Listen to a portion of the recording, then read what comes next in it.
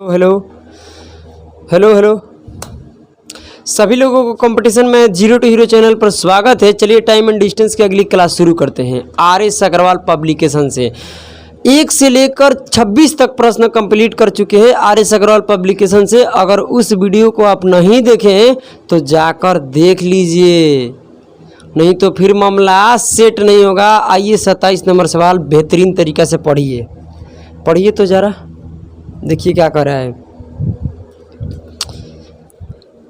एक मालगाड़ी दिल्ली से मुंबई के लिए 40 किलोमीटर प्रति घंटे की औसत चाल से रवाना होती है। उसके 2 घंटे बाद एक्सप्रेस गाड़ी दिल्ली से मुंबई के लिए 60 किलोमीटर प्रति घंटे की औसत चाल से चलकर पहले रवाना हुई मालगाड़ी के समानांतर पथ पर रवाना होती है। दिल्ली से किस दूरी पर एक्सप्रेस गाड़ी मालगाड़ी को मिल जाएगी, ये कह रहा है सवाल। ठीक है, देखिए यहाँ से क्या, ये दिल्ली है और ये मुंबई है। ठीक है मेरे प्यारे प्यारे से बच्चों, बात को समझो। ठीक है,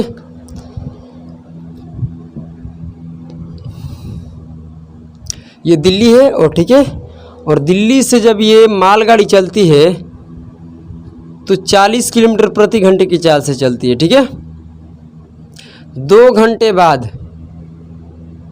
घंटे बाद एक्सप्रेस गाड़ी यहाँ से चलती है 60 किलोमीटर प्रति घंटे की चाल से। ठीक है, 60 किलोमीटर प्रति घंटे की चाल से चलती है। ठीक है, अब देखिए क्या है कि 2 घंटे के बाद चलती है एक्सप्रेस गाड़ी, तो मालगाड़ी 2 घंटे तक चलेगी और 2 घंटे तक कितने दूरी चलेगी, तो यहाँ है कि 40 किलोमीटर प्रति घंटे। तो दूरी निकालने का फॉर्मूला होता है स्पीड गुना में टाइम। तो मालगाड़ी का स्पीड कितना है 40 किलोमीटर प्रति घंटे और टाइम कितना 2 घंटे, तो यहाँ से गुना करिएगा तो 80 किलोमीटर प्रति घंटे 80 किलोमीटर आ जाएगा। तो दूरी क्या हो गया 80 किलोमीटर, ये दूरी है। ठीक है, हाँ या ना बोलो।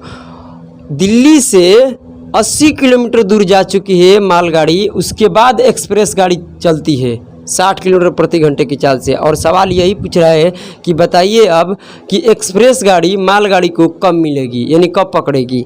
तो मामला ये है कि देखिए मालगाड़ी भी उसी दिशा में जा रही है, एक्सप्रेस गाड़ी भी उसी दिशा में चल रही है। तो ये 80 किलोमीटर के बीच की दूरी है और इस दूरी को जब ये अब यहाँ पर रिलेटिव स्पीड लगेगा, क्योंकि मालगाड़ी भी उसी दिशा में जा रही है, हाँ या ना बोलो, एक्सप्रेस गाड़ी उसी दिशा में जा रही है। तो यहाँ देखा जाता है कि मालगाड़ी के रिस्पेक्ट में एक्सप्रेस गाड़ी कितने चलती है। तो देखिए 40 किलोमीटर ये भी दूरी जाएगी 1 घंटे में, और 1 घंटा में 60 जाती है, तो 40 ये और ये 60, तो कितने ज़्यादा चलेगी, तो 20 किलोमीटर प्रति घंटे, यानी 20 किलोमीटर की मतलब दूरी ज़्यादा चलेगी। कौन, एक्सप्रेस गाड़ी। तो बताइए रिलेटिव स्पीड जब एक ही दिशा में चलती है तो वहाँ पर बड़े स्पीड में से छोटे स्पीड को घटा दिया जाता है। तो 60 में से 40 को घटाएंगे तो क्या आएगा 20, यानी ये रिलेटिव स्पीड है। और ये है क्या, दूरी क्या है 80 किलोमीटर जो है दूरी है, और ये जो बाटा में ये रिलेटिव स्पीड है। तो दूरी बाटा में स्पीड क्या निकल कर आ जाएगा, टाइम, हाँ या ना बोलो।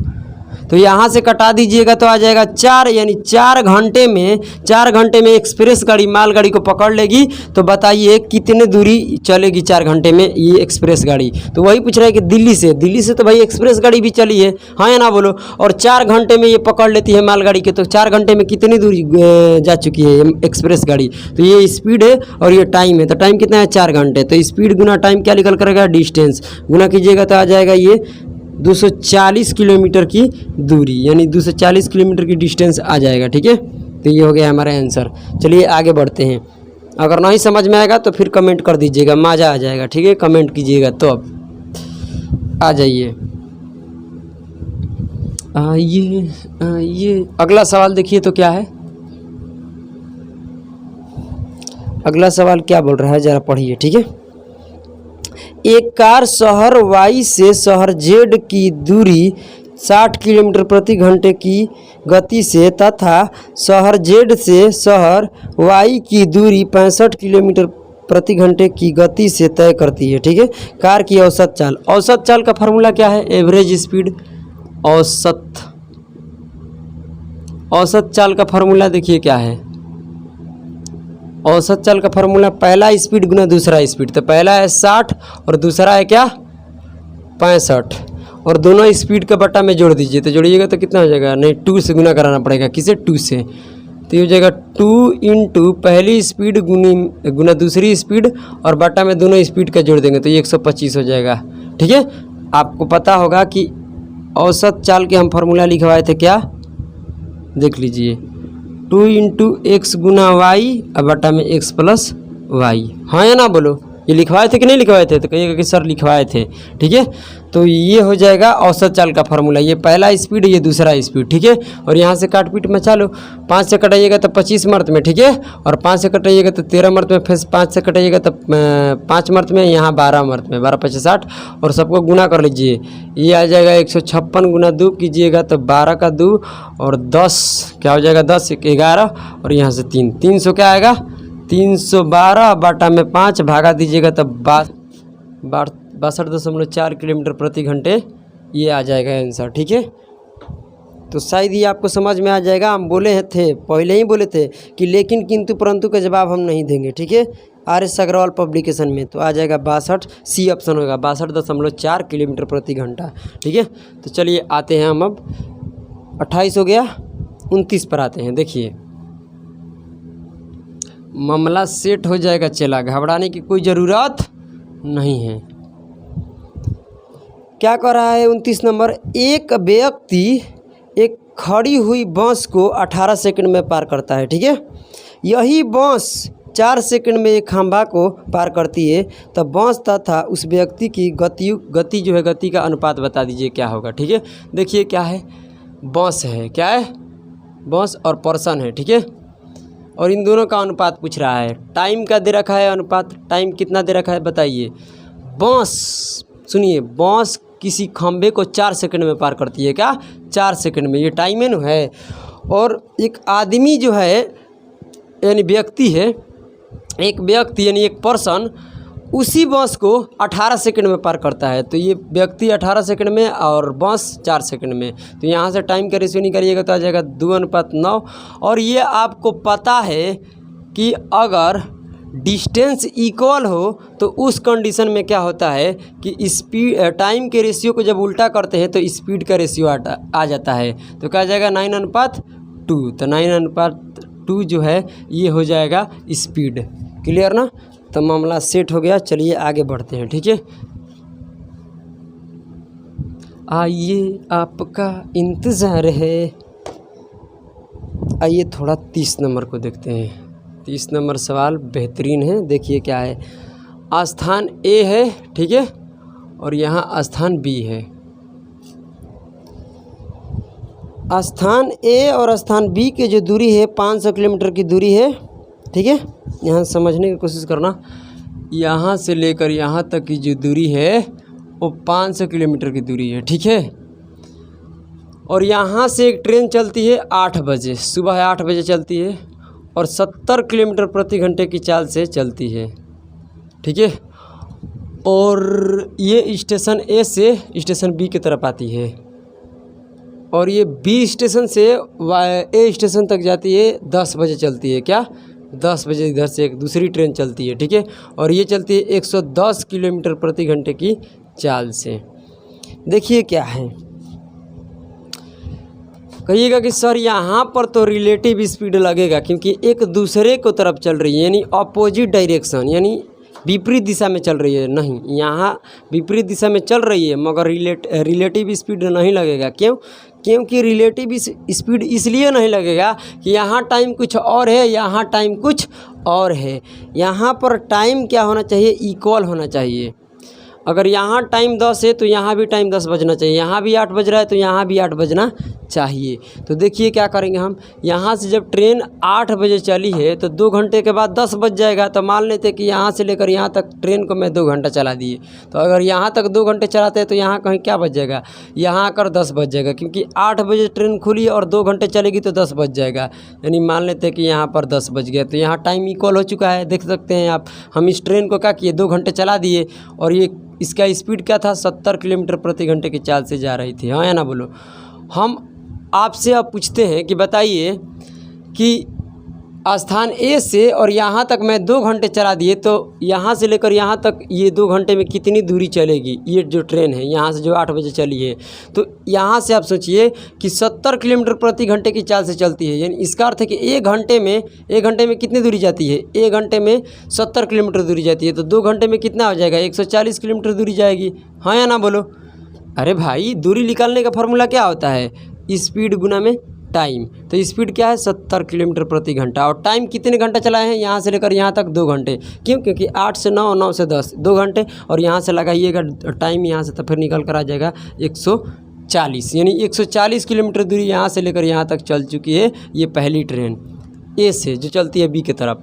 अब बताइए कि यहाँ से लेकर यहाँ तक की दूरी क्या था? 500 किलोमीटर था और 140 किलोमीटर दूरी चल चुकी है। तो यहाँ से लेकर जो यहाँ तक दूरी बच गया, कितना बच गया? 360 किलोमीटर की दूरी बच गया। हाँ या ना बोलो? अब इस दूरी को रिलेटिव स्पीड से ये दोनों ट्रेन चलेगी। क्यों? क्योंकि टाइम यहाँ सेम है। देखिए, यहाँ भी 10 बज रहा है, यहाँ भी 10 बज रहा है, तो 360 किलोमीटर की दूरी रिलेटिव स्पीड से चलेगी, तो एक दूसरे की तरफ चलती है। जब एक दूसरे की तरफ चलती है तो यहाँ पर रिलेटिव स्पीड लगेगा, विपरीत दिशा में जा रही है। रिलेटिव स्पीड में क्या होता है कि ये वाला स्पीड और ये वाला स्पीड जुटता है, तो 70 और 110 जोड़िएगा तो आ जाएगा 180। और ये देखिए, ऊपर वाला दूरी था, नीचे वाला स्पीड रिलेटिव स्पीड, तो ये निकल कर आया टाइम। तो यहाँ से कटाइएगा तो आएगा 2 घंटा। यानी 2 घंटे बाद, यहाँ से 2 घंटे बाद ये दोनों ट्रेन आपस में मिल जाएगी। मगर कितने बजे के बाद? 10 बजे के बाद। यानी 10 बज रहा था और 2 घंटे के बाद, तो 10, 11, 12, यानी 12 बजे ये ट्रेन आपस में मिल जाएगी। क्योंकि 10 बजे के बाद ये 2 घंटा चलती है, 2 घंटे चलती है तब जाकर मिलती है। इसका मतलब कि 10 बज रहा था और 2 घंटा चलेगी, तो कितना? 12 बज जाएगा। यानी ट्रेन आपस में ही मिलेगी 12 बजे। मामला सेट हो गया। ठीक है, चलिए आगे बढ़ते हैं। घबराने की ज़रा सा भी ज़रूरत नहीं है, आपके इंतज़ार। चलिए आ जाइए, 31 नंबर सवाल देखिए क्या कह रहा है। एक कार कुछ दूरी 4.5 घंटे में तय करती है। अच्छी बात है। यदि इसकी गति 5 किलोमीटर प्रति घंटे बढ़ा दी जाए तो वही दूरी तय करने में आधा घंटा कम लगेगा। वही दूरी तय करने में क्या लगेगा? आधा घंटा कम लगेगा। ठीक है। कार की धीमी गति कितनी है? देखिए, मान लीजिए कि कार जो है अगर दूरी तय करती है तो 4.5 घंटा में करती है। हाँ या ना बोलो? यानी 4 सही 1/2, ये ना 4.1/2, तो इसको तोड़ेंगे तो कितना होगा? 9/2 घंटे। यही ना मामला है, इसी को 4.5 घंटा बोलते हैं। हाँ या ना बोलो? तो मान लेते हैं कि जब कार चलेगी तो कुछ तो स्पीड होगा, ऐसा तो है नहीं कि स्पीड नहीं होगा। तो स्पीड मान लेते हैं कि एस स्पीड है, और एस के स्पीड से ये चलती है 4.5 घंटे, तो अपने टोटल दूरी चल लेती है। एस की स्पीड से चलेगी तब, तो बताइए कितना? 4.5 घंटे, यानी 9/2 घंटे। हाँ या ना बोलो? यानी ये हो गया स्पीड और ये हो गया टाइम। तो यहाँ से लेकर यहाँ तक क्या निकल गया? टोटल दूरी। अब देखिए, ये क्या है कि अगर यही कार अपनी गति को क्या कर देती है? बढ़ा लेती है। यहाँ पर क्या है? उसका गति एस है, तो यहाँ पर गति हो जाएगा एस प्लस में 5, यानी जो भी यहाँ पर चाल है 5 किलोमीटर प्रति घंटे क्या कर देगी? वृद्धि कर लेगी। क्या कर लेगी? वृद्धि। तो यहाँ एस है, तो यहाँ पर एस प्लस 5 हो जाएगा। यहाँ से लेकर यहाँ तक ये क्या हो गया? स्पीड हो गया। और स्पीड में चलेगी तो कितने घंटा? आधा घंटा कम लगेगा। यहाँ पर 4.5 घंटा लग रहा था ना, तो अब आधा घंटा कम लगेगा, यानी 4 घंटा लगेगा। समझ में आया? देखिए, ये मान लीजिए कि उस नॉर्मल स्पीड होगा उसका, ठीक है, जो अपने चाल से चल रही है, और उस चाल से चलती है तो 4.5 घंटे में उस दूरी को चलती है। ठीक है। और ये दूरी को क्या कर दे, सॉरी, अपने चाल को क्या करती है? बढ़ा लेती है, यानी 5 किलोमीटर प्रति घंटे बढ़ा लेती है, जो भी यहाँ चाल होगा। ठीक है। तो उसको आधा घंटा कम ही समय लगता है। तो जब आधा घंटा लगता है तो यहाँ 4.5 घंटा लगता है, तो अब कितना लगेगा? 4 घंटा लगेगा। हाँ या ना बोलो? मामला सेट। यहाँ से अब स्पीड निकाल लीजिए। तो चलिए, अब यहाँ से एस का मान निकाल लीजिए। क्या हो जाएगा? तो गुना कीजिएगा तो 9s/2। ठीक है। और ये हो जाएगा, गुना कर लीजिएगा तो हो जाएगा 4s, और यहाँ हो जाएगा 20। ठीक है। और ये 2 से क्या हो जाएगा? उधर ये भागा में है तो उधर जाएगा तो गुना हो जाएगा, इक्वल का उधर जाएगा तो ये हो जाएगा 9s, और इधर कीजिएगा तो ये हो जाएगा कितना? 8s। यहाँ से गुना कीजिएगा तो हो जाएगा 40। ठीक है। तो ये देखिए, एस में एस आकर घटेगा, यानी 9s में से 8s घटेगा तो कितना हो जाएगा? 1s बचेगा, यानी स्पीड आ गया। ठीक है। और कितना? 40, यानी इसका नॉर्मल स्पीड क्या है बबुआ? 40, क्या है 40 किलोमीटर प्रति घंटे नॉर्मल स्पीड, यानी धीमी गति है इसका। और बताइए कि इसका तेज़ वाली गति क्या है, तो तेज़ वाली गति ये है, इसमें क्या किया है 5 वृद्धि कर दिया, यानी 5 किलोमीटर प्रति घंटे वृद्धि कर दिया, यानी 40 नॉर्मल था और 5 बढ़ा दिया तो 45 किलोमीटर प्रति घंटे की ये स्पीड हो गया। हाँ या ना बोलो, समझ में आ रहा ना। तो अब यहाँ से क्या हो गया कि ये स्पीड निकल गया, तो ये इसका धीमी गति है और ये स्पीड गति है। तो यहाँ से धीमी गति पूछा है तो धीमी गति आंसर हो जाएगा 40 किलोमीटर प्रति घंटा। ठीक है, तो ये हो गया हमारा आंसर 40 किलोमीटर प्रति घंटा। मामला समझने की कोशिश करना। आ जाइए तो चलिए, आइए 32 नंबर सवाल देखिए। एक किसान 61 किलोमीटर की दूरी 9 घंटे में तय करता है। वह आंशिक रूप से 4 किलोमीटर प्रति घंटे की दर से पैदल तथा 9 किलोमीटर प्रति घंटे की दर से साइकिल द्वारा तय करता है। पैदल तय की गई दूरी ज्ञात कीजिए। 61 किलोमीटर दूरी है, पैदल मान लिए कि 1 किलोमीटर की दूरी चलेगा और साइकिल से चलेगा 61 - x। ये पैदल तय की गई दूरी है और ये साइकिल द्वारा तय की गई दूरी है। तो मान लेते हैं कि 1 किलोमीटर दूरी ये पैदल चलता है, हाँ या ना बोलो। और पैदल चलता है तो किस चाल से चलता है, तो कहिएगा कि 4 किलोमीटर प्रति घंटे की चाल से। तो दूरी बाटा में समय, ये निकल कर आ गया टाइम। अब बताइए 61 - x ये साइकिल द्वारा तय की गई दूरी है, और तो साइकिल से जब चलता है तो किस स्पीड से चलता है, तो 9 किलोमीटर प्रति घंटे की चाल से। तो दूरी बाटा में चाल, तो ये दूरी बटा में चाल आ गया समय, और ये पैदल तय की गई समय है और ये साइकिल द्वारा तय की गई समय है। तो समय पैदल और ये दोनों मिलाकर समय कितना है, 9 घंटे में तय करता है 61 किलोमीटर की दूरी। क्योंकि ये तो 61 किलोमीटर की दूरी होबे करेगा, कुछ साइकिल से या कुछ पैदल, हाँ या ना बोलो। तो यहाँ से आप ऑप्शन पर चले जाइए। ऑप्शन पहला है 17, और देखिए दूसरा ऑप्शन है 17 किलोमीटर, और दूसरा क्या है 16 किलोमीटर, तीसरा क्या है सी 15 किलोमीटर, और डी क्या है 14 किलोमीटर की दूरी। अब यहाँ से क्या करना है कि यहाँ से देखिए एक्स को मान निकालने में थोड़ा डिफ़िकल्ट हो सकता है, मतलब कि लेंदी हो जाएगा।